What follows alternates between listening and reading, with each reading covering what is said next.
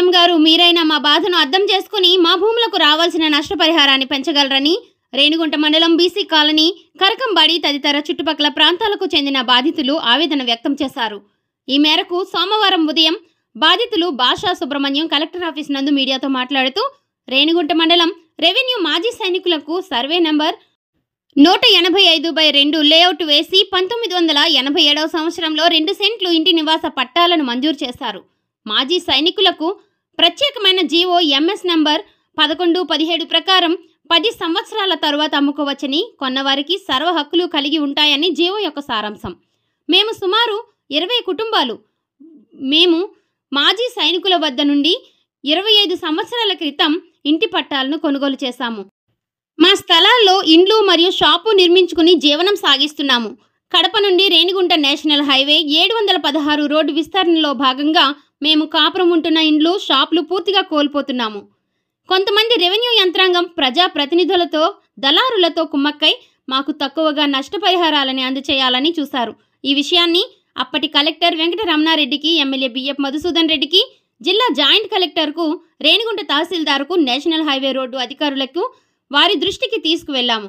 అయినా కూడా మాకు న్యాయం జరగలేదు. తమకు న్యాయబద్ధమైన పరిహారం ఇచ్చేంత వరకు వివక్ష చూపిన అధికారులపై పోరాడతామని పేదలంతా ఒకటయ్యారు. 4 లైన్ల జాతీయ రహదారి నిర్మాణానికి మా స్థలాలు పోయింది. మా మార్కెట్ విలువ ప్రకారం స్థలానికి నష్టపరిహారం ఇవ్వాలి అని కలెక్టర్ను వేడుకుంటున్నామని తెలిపారు. మాకు తగిన న్యాయం చేయాలని బాధితులు వేడుకున్నారు.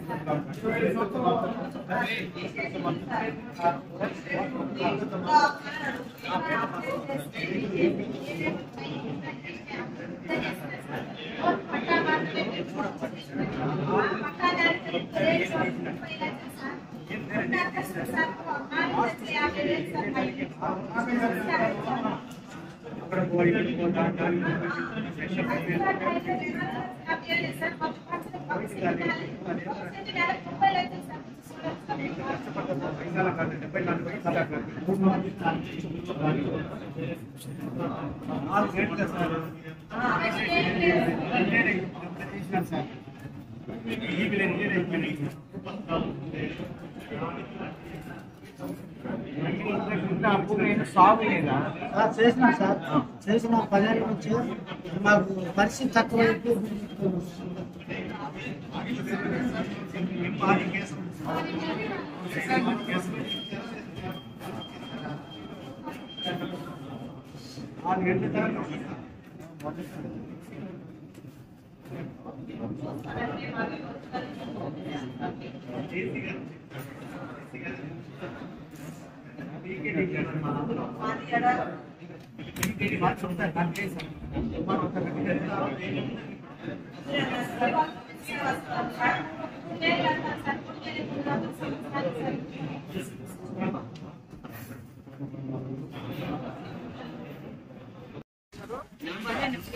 ఊరు శ్రీనివాసపురము మాది ఈ మారిగా రోడ్డుకి ఇంటిపోతున్నాయి.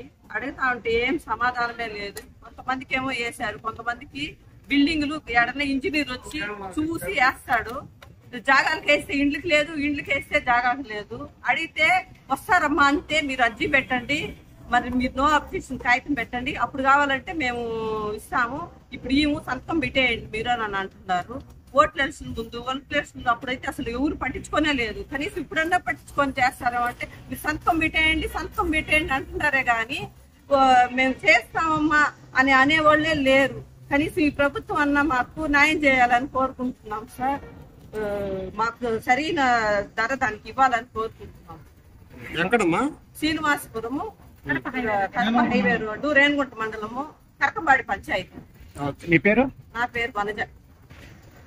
21 నోటిఫికేషన్ వచ్చింది. అప్పటి నుంచి మా కాంపోజిషన్ తక్కువ ఇస్తున్నారని మేము ఇప్పటి వరకు తిరుగుతున్నా కూడా గత ప్రభుత్వం వాళ్ళు చేస్తామంటారు, మళ్ళీ దళారులను పంపిస్తారు. కాంపన్సేషన్ ఇవ్వండి, కాంపన్సేషన్ లో కమిషన్ పర్సంటేజ్ ఇచ్చే వాళ్ళకి అడిషనల్ టీడీ ప్రకారం మంజూరు చేసి సగం మందికి ఇచ్చేశారు. మిగిలిన సగం మందికి అడిగితే మేము పర్సంటేజ్ ఇవ్వలేము, మేము పేదవాళ్ళము అని చెప్తే వినకుండా ఇప్పుడు వచ్చింది తీసుకోండి మేము మళ్ళీ తీసిస్తామని మమ్మల్ని ఒత్తిడి చేస్తా అన్నారు. కానీ మళ్ళీ ఎలక్షన్ రావడంతో అది ఆగిపోయింది. ఇప్పుడున్న ప్రభుత్వం మమ్మల్ని గుర్తించి మా బాధల్ని గుర్తించి మాకు న్యాయం చేయాలని మేము కోరుతున్నాం.